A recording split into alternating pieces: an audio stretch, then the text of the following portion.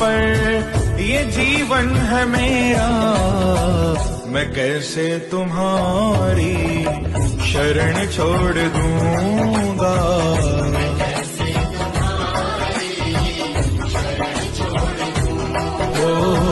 मैं कैसे तुम्हारी।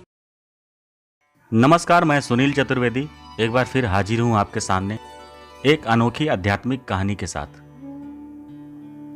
भारत की सबसे बड़ी महाशक्ति पीठ श्री पीताम्बरा पीठ मध्य प्रदेश के दतिया में स्थित है। सभी राष्ट्रीय राजमार्गों और रेल मार्गों से जुड़े होने के कारण दतिया पीताम्बरा पीठ पहुंचना अन्य तीर्थों की अपेक्षा बहुत आसान है।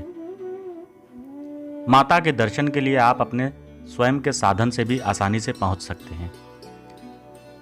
श्री पीताम्बरा पीठ की स्थापना 1929 में मध्य प्रदेश दतिया आए स्वामी जी ने 1935 में दतिया के राजा शत्रुजीत सिंह बुंदेला के सहयोग से की थी। स्वामी जी कहां से आए, उनका क्या नाम था, यह कोई नहीं जानता। लोग उन्हें सिर्फ स्वामी जी के नाम से जानते थे। श्री पीताम्बरा पीठ मंदिर की जहां पर स्थापना हुई वह पूर्व में शमशान था। माता पीताम्बरा को बगलामुखी भी कहा जाता है। बगलामुखी 10 महाविद्याओं में 8वीं महाविद्या है। कहते हैं सारे ब्रह्मांड की शक्ति मिलकर भी इनका मुकाबला नहीं कर सकती। शत्रु विनाश, वाक सिद्धि, वाद विवाद में विजय पाने के लिए इस महाशक्ति की उपासना की जाती है। कहा जाता है छोटे कार्य के लिए 10,000 तथा असाध्य लगने वाले कार्य के लिए 1,00,000 मंत्र का जाप करने से साधक के सभी कष्ट समाप्त होते हैं। श्री पीताम्बरा पीठ में माता का सुंदर स्वरूप मन को मोह लेता है। यहाँ पर चाहे अमीर हो या गरीब, सभी की मनोकामनाएं मां पीताम्बरा की उपयुक्त साधना करने से पूर्ण होती है। श्री पीताम्बरा शक्ति पीठ की शक्ति का अंदाजा आप इसी बात से लगा सकते हैं कि राष्ट्रपति से लेकर प्रधानमंत्री तक, कई राज्यों के मुख्यमंत्री तक इस मंदिर में आकर मां पीताम्बरा से आशीर्वाद प्राप्त कर चुके हैं। इस शक्तिपीठ में आकर भक्तों के मुंह से यह गीत निकल ही जाता है। चरणों में रखना मैया जी, मुझे चरणों में रखना, चरणों में रखना मैया जी, मुझे चरणों में रखना। चरणों में रखना मैया जी, मुझे चरणों में रखना।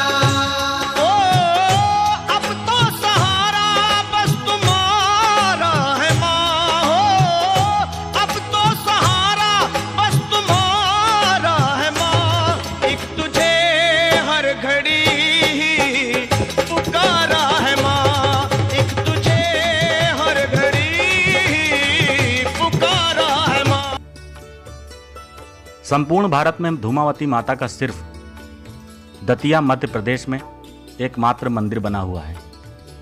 पुराणों के अनुसार एक बार मां पार्वती को बहुत तेज भूख लगी। वह भगवान शंकर से भोजन मांगती है। ध्यान मुद्रा में होने के कारण शंकर जी माता पार्वती की बातों को ध्यान नहीं दे पाते। भूख से व्याकुल माता भगवान शिव को ही निगल जाती हैं, जिससे उनकी भूख शांत हो जाती है। भगवान शिव के कंठ में विष होने के कारण मां के शरीर से धुआं निकलने लगता है और उनका स्वरूप श्रृंगार विहीन और कुरूप हो जाता है।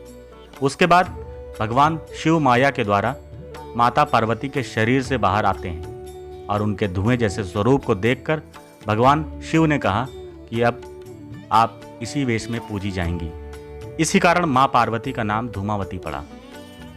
दूसरी कथा के अनुसार जब सती ने पिता के यज्ञ में अपनी इच्छा से स्वयं को जलाकर भस्म कर दिया तो उनके जलते हुए शरीर से जो धुआं निकला उससे धूमावती माता का जन्म हुआ। कहते हैं माता धूमावती की सौभाग्यवती स्त्रियां दर्शन नहीं करती। यदि आपको भी अपने सभी कष्टों का निवारण करना है तो आप भी माता पीताम्बरा पीठ दतिया में एक बार अवश्य जाएं। आपको यह वीडियो कैसी लगी कमेंट में जाकर जरूर बताइएगा। आगे हम आपको किसी और जानकारी से अवगत कराएंगे। तब तक के लिए नमस्कार।